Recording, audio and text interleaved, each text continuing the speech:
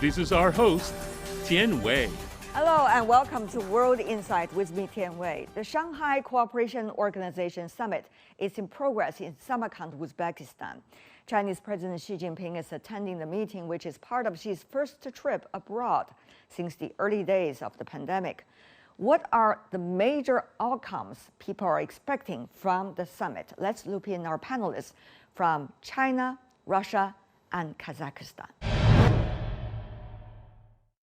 For SCO Summit, joining us in Astana, Yerzhan Sotibayev, Director of the Institute of World Economics and Politics in Kazakhstan. In Moscow, Yuri Tavrovsky, Head of the Experts Council with the Russia-Chinese Committee for Friendship, Peace and Cooperation. In Beijing, Victor Gao Zhikai, Chair Professor from the Suzhou University.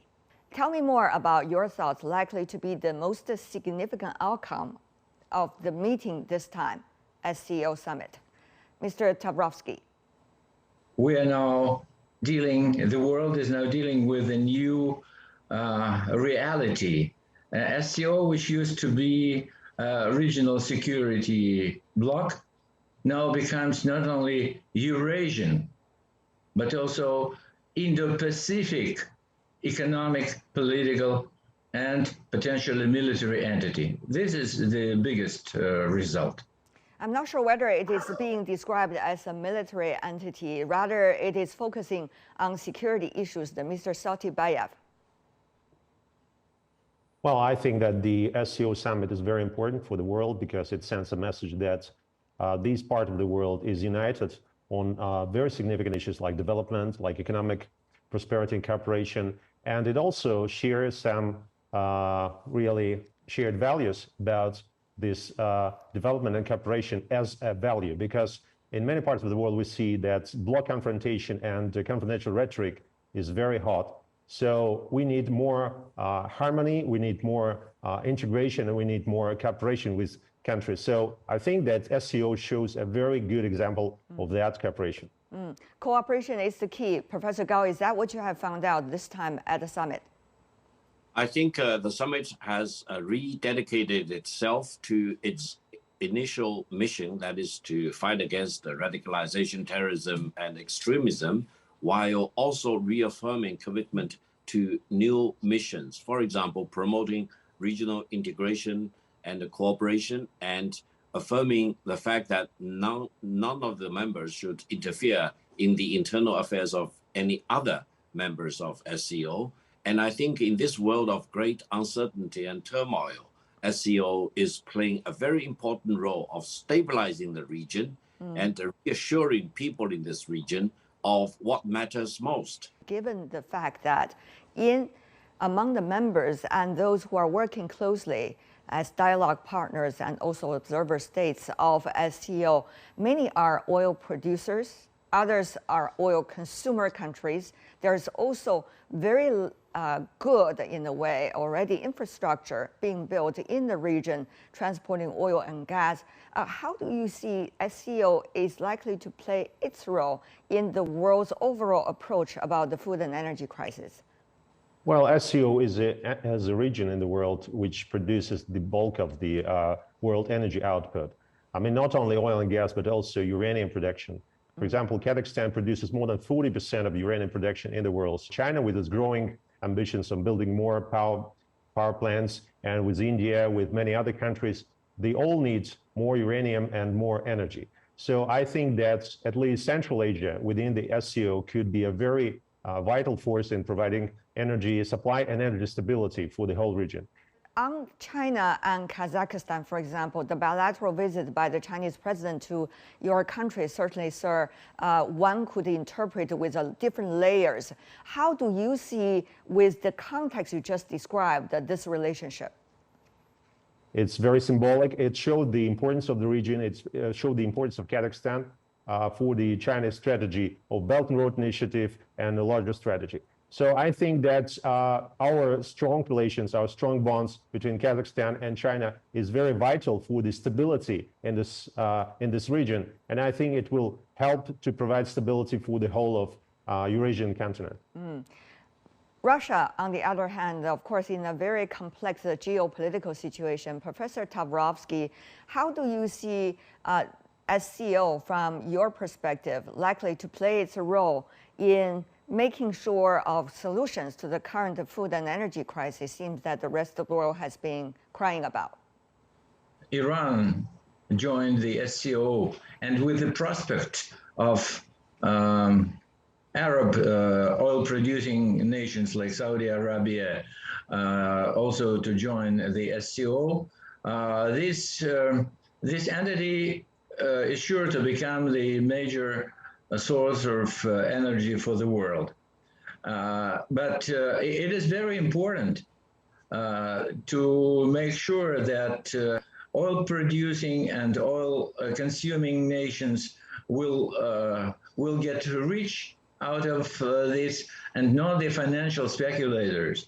I mean, that dollar, America, is controlling actually the flow of money. And so it is very important for SCO to continue this process of using local currencies. Of course, it is very important for Russia as another major source of oil and gas for the rest of the world. Mr. Gao, your thoughts? Well, I think energy security is a matter of great importance for every country in the world. And as far as European countries are concerned, I'm very sorry that they ideologize energy, especially natural gas from Russia. Some of the leaders even curse the Russian oil and gas as dirty oil or dirty gas. This is really unfair to the natural resources provided by Russia to many European countries. And I think it will be of great danger for European people if the European governments really want to cut off supply of Russian oil and gas to Europe. This will really be a disaster for European economic development for many years to come.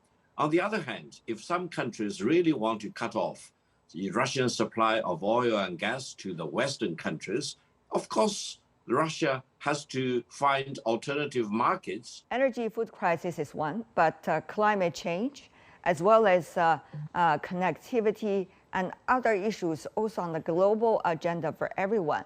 So, Mr. Sotibayev, how do you see this SCO summit is setting the stage about the complex world we are facing today? Well, of course, the General Assembly of the UN is an annual meeting. It's usually held for discussion of global issues. The SCO is more about like the issues related to Eurasia. But still, SCO is a very big organization. I just saw recently the statistic from the World Bank, IMF, and CIPRI. So it shows quite convincingly that the SCO right now is much bigger in many terms than the G7 group. So SCO is much bigger in terms of PPP, GDP. So it means that it has more economic leverage than, let's say, G7. It's less than G7 in terms of military spending, which may be good, but it's much, much larger in terms of population, of demographics. So it all means that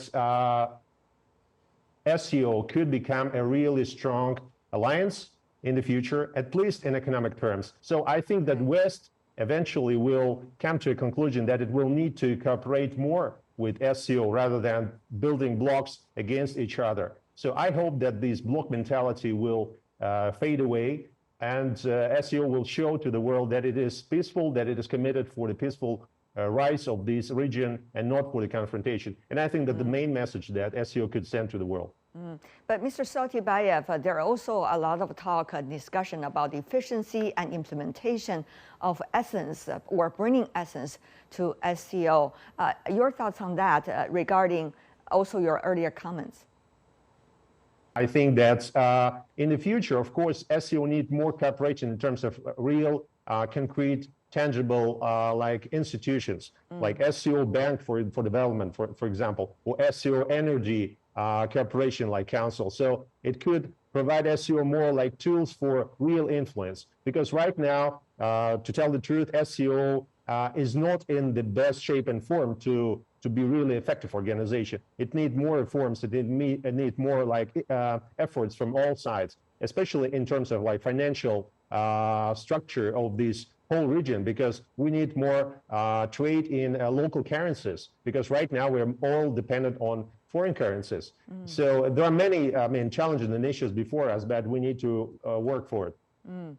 On the global issues such as climate change, every region is trying to bring out their own solutions. Of course, Mr. Gao, within SCO, there are economies of very different development stages, even though they're majorly coming from the South, so to speak, developing and emerging economies.